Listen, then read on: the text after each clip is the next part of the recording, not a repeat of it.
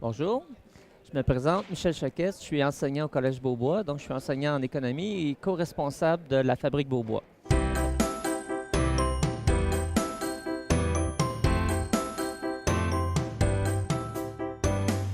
La Fabrique Beaubois, c'est un atelier de fabrication numérique et dans le cadre d'un projet que la direction a amené au Collège Beaubois, on a décidé d'introduire cet atelier-là où on aide les jeunes, dans le fond, au niveau de la pédagogie, à faire de la créativité puis faire du prototypage. Donc, il y a trois piliers dans l'atelier de fabrication numérique. Donc, il y a d'abord le côté makerspace. Donc, le côté makerspace, c'est vraiment l'utilisation de la découpeuse laser, les imprimantes laser dans un contexte scolaire. Ensuite de ça, il y a un côté Living Lab qui est super important pour nous, c'est de introduire la communauté, les enseignants à l'intérieur du projet pédagogique de la fabrication. Et il y a le côté aussi Media Lab parce qu'on veut diffuser les réalisations des élèves.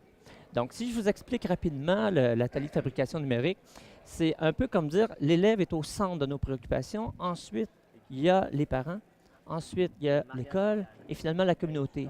Mais tout au long du processus de la fabrication, c'est l'élève qui est au centre de nos préoccupations, mais surtout la pédagogie. Donc, l'idée d'avoir un atelier de fabrication numérique, c'est pas tellement d'utiliser la technologie pour la technologie, mais bien dans un cadre pédagogique. Donc, c'est un petit peu particulier, c'est une philosophie. La fabrique rentre dans les cours. Donc, nous, la première étape, c'est de s'asseoir avec l'enseignant pour lui demander, dans le fond, qu'est-ce qu'on pourrait faire pour l'aider dans le cadre de ses cours. Donc, à partir de ça, on va analyser les besoins, puis là, on va générer un projet avec l'enseignant. Mais il ne faut jamais oublier que c'est la pédagogie qui est au cœur de nos préoccupations. Je vais tout de suite vous donner quelques exemples, comme ça, vous allez pouvoir voir ce qu'on a déjà réalisé, parce qu'on a commencé en septembre et déjà, la demande est très forte au niveau des enseignants. Donc, on a eu d'abord un projet en sciences physiques. Donc, notre enseignant avait de la difficulté à enseigner un des modules qui est l'électricité. Et ça m'a donné tout de suite l'idée de dire, bon, ben, c'est ça qu'on va faire. On va faire un projet en électricité. Donc, il voyait anciennement juste en théorie l'électricité. Donc, cette année, on a décidé de fabriquer un moteur à interrupteur magnétique. Mais plus que ça, communiquer avec une autre école, travailler en équipe avec une autre école de l'Outaouais pour faire un moteur et une grue, donc donner du sens et utiliser la technologie pour que chacun, dans sa créativité, puisse être performant puis faire en sorte que la grue soit la meilleure ou que l'auto fonctionne très bien.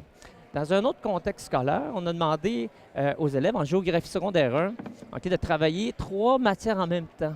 Donc, là, en géographie, le professeur voulait parler du dossier du patrimoine et urbain. Donc, on a décidé de faire une ville intelligente avec Margarita Romero de l'Université Laval. Donc, les élèves ont fabriqué une ville miniature. On a dessiné un plan de ville. Donc, il y avait le plan cartésien pour la mathématique. Il a fallu faire les échelles. On avait les territoires urbains. On avait les édifices. On a donné un cours en dessin vectoriel parce qu'ils pensaient qu'ils pouvaient découper comme ça un édifice. Donc, il a fallu qu'ils apprennent le dessin vectoriel et, ultimement, contrôler un petit robot imaginé pour que le robot se déplace dans la ville et arrête aux sites patrimoniaux. On pourrait même faire le même contexte, mais avec les déchets, les ordures. Donc, imaginez, on a fait de la mathématique, de la géographie, des arts, la programmation en secondaire 1, avec un seul et unique projet. Ça a amené aussi les enseignants à communiquer. Et on multiplie les opportunités parce que si on fait le même projet dans 3 ou 4 matières, imaginez, on multiplie les périodes. Le plus important dans notre atelier de fabrication numérique avec M. Desjardins, qui est mon co-responsable, c'est l'accompagnement des enseignants.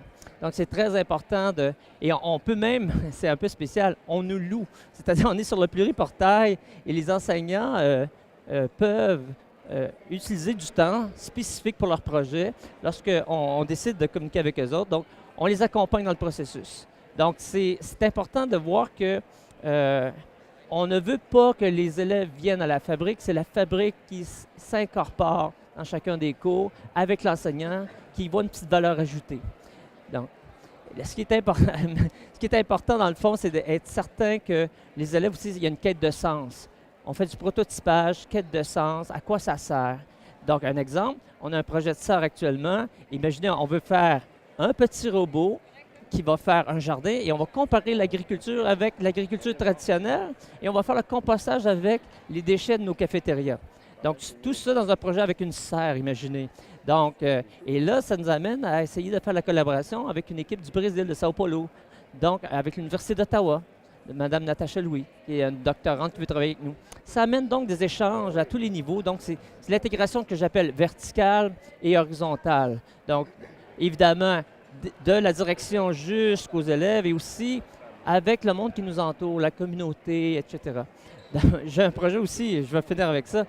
On fait des vêtements imaginés. Je fais venir les dames des fermières pour apprendre à coudre à mes élèves. Imaginez, ils viennent à toutes les semaines pour apprendre à coudre, mais on ne fait pas un vrai magasin, on fait un magasin en ligne. Donc, les élèves sont obligés de faire la publicité, les vidéos, ils font le magasin en ligne. Donc, ça a du sens parce que ça ressemble à la qualité de vie, à la vie, le monde dans lequel ils vivent, eux.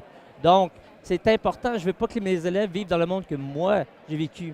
Je veux être au service des élèves dans le monde du 21e siècle dans lequel ils vont vivre. Et la fabrique, je crois, est au service de nos enseignants et de nos élèves dans ce sens-là, c'est-à-dire une quête de sens. Merci beaucoup.